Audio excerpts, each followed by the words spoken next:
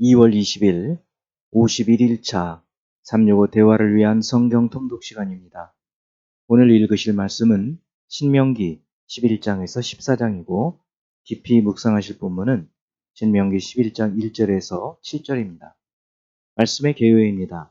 11장은 이스라엘이 여호와를 사랑하고 율법을 지킬 것과 여호와께 순종해야 할 이유로 과거 출애굽 때 여호와께서 행하신 일, 또 여호와의 명령을 지키면 강성하고 땅을 차지하고 좋은 땅에서 장구할 것을 다시 말하고 있습니다. 13에서 25절은 순종에 따르는 축복을 3번, 불순종할 때 임하는 저주를 한 번 말씀하시고 26에서 32절은 다시 한 번 복과 저주의 길을 말하고 가나안 땅에 들어가서 그리심 산과 에발산에서 축복과 저주를 선포하라는 명령입니다. 12장은 약속의 땅에 들어가서 행할 규정으로 우상을 제거하고 여호와께서 지정하시는 한 곳에서만 제사할 것과 안식을 주사 평안히 거주하게 될 때 하나님께서 택하실 한 곳에서 제사를 드리라고 명령하고 있습니다. 가축의 고기를 먹을 때 지켜야 할 규례, 또 정복할 땅의 주민의 신을 따르지 말 것과 여호와의 명령을 지켜 행하고 가감하지 말라는 말씀이 이어지고 있습니다. 13장은 거짓 선지자의 말에 현혹되지 말고 처단할 것과 가족이나 친구가 유혹하여 다른 신을 섬기라고 할 때에도 돌로 쳐 죽이라는 것, 우상 숭배를 하는 성읍 주민을 진멸하라는 명령입니다. 14장은 거룩한 백성으로 이방인이 하는 애도 풍습을 따르지 말 것과 경건하고 부정한 짐승과 육류, 어류, 조류 가운데 먹을 것과 먹지 말아야 할 것에 대한 규례, 이것을 통해서 몸의 거룩함을 지키도록 하십니다.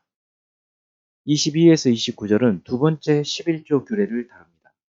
첫 11조는 레위인의 생계를 위해서 드리는 11조로 소득에서 10분의 1을 드리는 것이고, 이 첫 11조를 드리고 남은 10분의 9 중에 또 10분의 1을 성소로 가져가서 잔치를 베푸는 데 사용하는 두 번째 11조, 즉 축제 11조를 말하고 있습니다.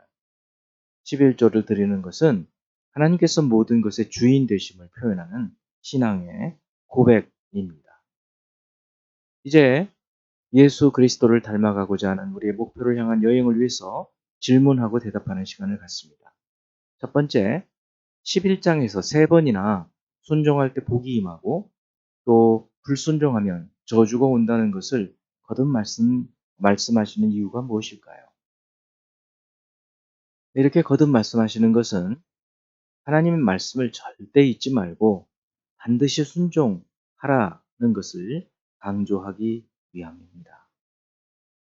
두 번째, 신명기 12장 6절, 너희의 번제와 너희의 제물과 너희의 11조와 너희의 손의 거제와 너희의 서원제와 낙헌 예물과 너희 소와 양의 처음 난 것들을 너희는 그리로 가져다가 드리고, 앞절 5절에서 언급한 너희 모든 지파 중에서 택하실 곳인 그 계실 곳 성소죠, 성전, 거기에 가져가서 드리는 이 예물과 11조는 무슨 용도일까요? 앞으로 14장에서 자세히 상세히 설명하는 이 11조는 제2 11조로 성전에 올라가서 축제하면서 함께 나눠 먹는 축제 11조, 페스티벌 타이드를 말하고 있습니다. 세 번째, 신명기 13장 3절. 너는 그 선지자나 꿈꾸는 자의 말을 청종하지 말라. 이는 너희의 하나님 여호와께서 너희가 마음을 다하고 뜻을 다하여 너희 하나님 여호와를 사랑하는 여부를 알려하려 하사 너희를 시험하심이니라.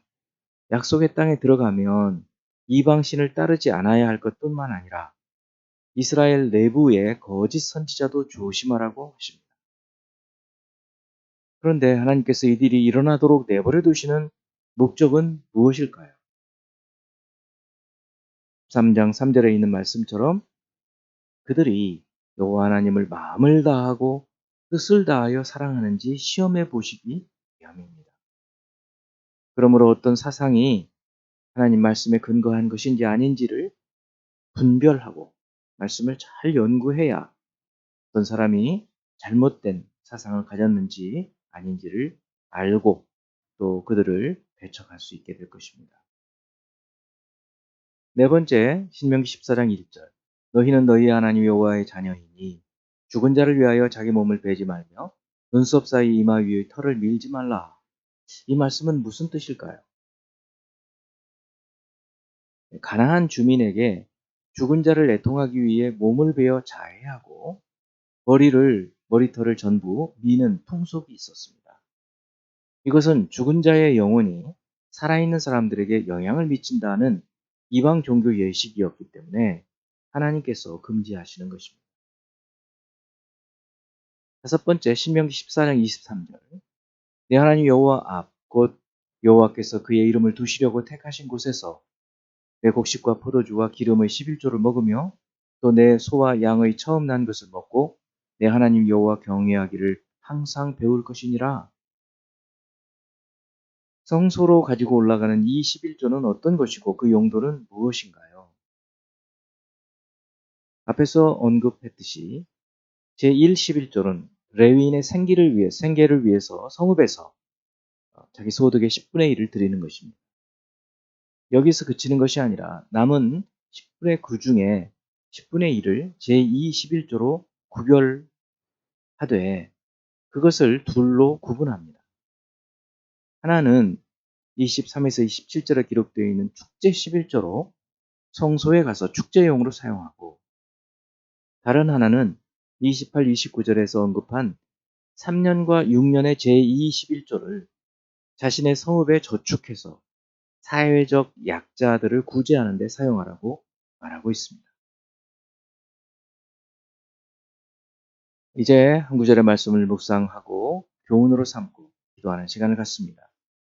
신명기 14장 28, 29절 말씀. 매 3년 끝에 그의 소산의 10분의 1을 다 내어 내 성읍에 저축하여 너희 중에 분깃이나 기업이 없는 레위인과 내 성중에 거류하는 객과 및 고아와 과부들이 와서 먹고 배부르게 하라. 그리하면 내 하나님 여호와께서 내 손으로 하는 범사에 내게 복을 주시리라. 우리는 10분의 1만 11조라고 생각하지만 10분의 1은 당연히 하나님께서 구별하신 레위인들을 위해서, 즉 하나님을 위해서 드리게 하고 또 남은 것의 10분의 1은 저축을 해두어서 그것을 가지고 성소에 올라가서 축제하는 데 사용하고 또 3년마다 3년, 6년 이렇게 안식년이 오기까지 두 번의 그 11조의 경우에 제2 11조는 가난하고 약한 사람들을 위해서 사용하라고 말씀하십니다. 오늘날의 연보라고 얘기할 수 있겠죠. 가난한 사람들을 위한 연보를 말하는 것입니다. 이처럼 주님께서 우리에게 허락해 주신 것들을 우리 자신만 위해서 사용하지 않게 하시는 것은 모든 소득이 하나님께서 우리에게 허락하여 주셔서 얻은 것이기 때문에 그렇습니다. 기도하는 시간을 갖습니다. 세상의 모든 만물의 주제이신 하나님 아버지, 우리에게 일할 수 있는 힘과 능력과 지혜를 주신 분이 하나님이심을 인정하고 우리의 모든 재산들이 다 하나님께로부터 비롯된 것임을 깨닫고 얻은 소득 중에 10분의 1을 온전히 하나님께 드리며 또 나머지 것들도 그 중에서 10분의 1을 하나님 드려서 가난하고 약한 사람들을 위해서 구제하는데 사용하는 이 구약의 전통이 신약에서도 주님께서도 말씀하셨던 11조를 드리게 하시고 또 더 많은 것들 같이 나누어서 어렵고 힘겨운 사람들을 위해서 돕는 저희들이 되도록 축복해 주옵소서. 그러할 때 하나님께서 하나님을 인정하며 하나님을 신뢰하는 사람들로 저희들을 인정해 주셔서 주께서 더 일할 능력과 힘을 더하게 하여 주셔서 풍성하게 해 주실 줄 믿습니다. 감사드리고 예수 그리스도 이름으로 기도합니다. 아멘.